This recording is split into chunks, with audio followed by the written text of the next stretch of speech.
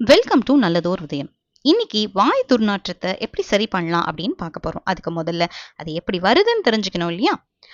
எதனால வருது அப்படின்னா, சொத்தப்பல் இருந்தா வரும், அஜீரண கோளாறு இருந்தா வரும், சர்க்கரை நோயாளிகளுக்கு வாய் துர்நாற்றம் வரும், வாயை சரியா சுகாதாரமா பராமரிக்கல அப்படின்னா வாய் துர்நாற்றம் வரும், மது பழக்கம் புகைப்பழக்கம் இருக்கவங்களுக்கு வரும், உடம்பு நீர்ச்சத்து இல்லாம இருந்தா கூட வாய் துர்நாற்றம் வரும்.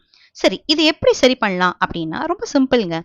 எலுமிச்சப்பழச்சாறு பிளஸ் பட்டை பொடி பிளஸ் உப்பு தேன் இதை லேசா சூடு பண்ணி அந்த தண்ணியில வாயை கொப்பளிக்கலாம். இல்லையா, நன்னாரி வேற தண்ணியில ஊற வச்சுட்டு அந்த தண்ணியை கொண்டு வாயை கொப்பளிக்கலாம்.